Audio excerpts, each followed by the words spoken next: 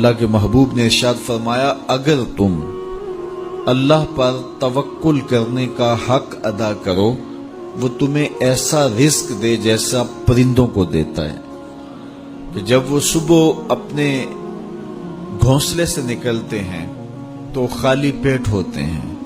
انسان کو تو پتہ ہے کہ میں نے کمائی کے فلاں اڈے پہ جانا ہے، دکان پہ بیٹھنا ہے، فیکٹری میں جانا ہے، فلاں جگہ مزدوری کرنی ہے، لیکن ان کو کچھ پتہ نہیں ہوتا کہ ہم نے کہاں جانا ہے۔ جب صبح نکلتے ہیں تو خالی پیٹ ہوتے ہیں اور جب واپس شام کو پلٹتے ہیں تو ان کے پیٹ بھرے ہوئے ہوتے ہیں۔ پھر جس کی جو ضرورت ہے اللہ اس کو وہ نصیب کرتا ہے۔ سارے پرندے ایک جیسی غذا نہیں لیتے، اسی طرح مختلف جو اللہ تعالیٰ نے مخلوقات پیدا کی ہیں ان سب کی اغذیہ ایک جیسی نہیں ہے۔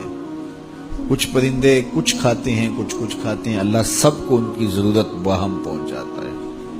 بلکہ میں کہا کرتا ہوں یہ جو ہنس ہے یہ دنیا کے اندر لاکھوں کی تعداد میں، کروڑوں کی تعداد میں پائے جاتے ہیں اور یہ سچے موتی کھاتے ہیں، اور ہم اگر کسی دوائی میں استعمال کرنے کے لیے ہمیں مطلوب ہو تو ہزاروں لاکھوں روپے دے کے ہم کسی سے لیں تو پھر بھی بعض اوقات یقین نہیں ہوتا کہ یہ خالص ہیں یا ناخالص ہیں، لیکن اس جانور کو اپنے پیٹ بھرنے کے لیے یہ موتی روزانہ صبح و شام چاہیے ہوتے ہیں، اور ایک جانور نہیں، دنیا کے اوپر کروڑوں ہیں، میرا رب ہر روز ہر ایک کی ضرورت کو پورا فرماتا ہے۔ تو جس کی جو ضرورت ہے وہ پوری ہوتی ہے۔ بن توکل پنچھی اڑ دے خرچ نہ پلے زیرا ہو۔ جب وہ گھر سے اڑتے ہیں تو خالی پیٹ ہوتے ہیں اور جب وہ شام کو آتے ہیں تو ان کے پیٹ بھرے ہوئے ہوتے ہیں۔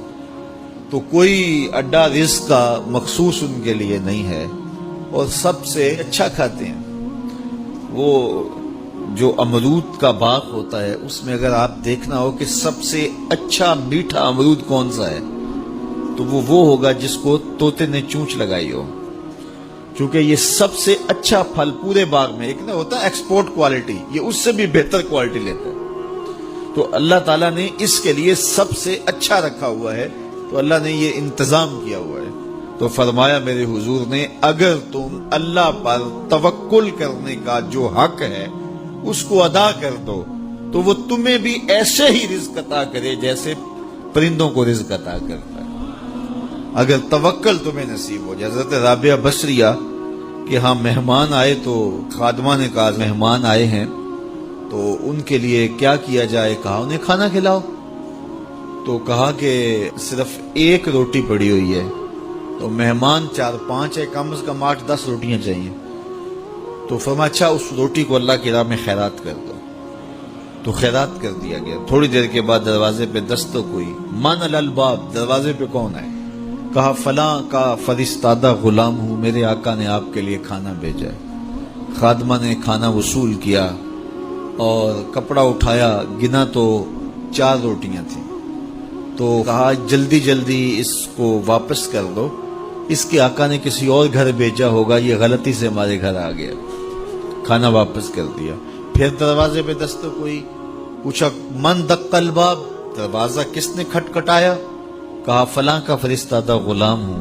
خادمہ نے کھانا وصول کیا، حضرت رابعہ نے کپڑا اٹھایا تو گنا تو 6 روٹیاں تھے، کہا اس کے آقا نے کسی اور بھیجا ہوگا، یہ غلطی سے ہمارے گھر آ گیا، کھانا واپس کر دیا۔ پھر دروازے پہ دستک ہوئی تو پوچھا دروازے پہ کون ہے؟ کہا فلاں آقا کا بھیجا ہوا غلام ہوں، اور انہوں نے کہا یہ کھانا حضرت رابعہ کو دے کے آنا ہے۔ تو خادمہ نے وصول کیا، حضرت رابعہ نے کپڑا اٹھایا، گنا تو 10 روٹیاں تھیں، کہا ہاں یہ کھانا ہمارا، اس کو رکھ لو اور مہمانوں کو کھلا دو۔ کہا حضرت پہلے 2 بھی تو آپ کا ہی نام لیتے تھے اور اسی دہلیز پہ آئے تھے۔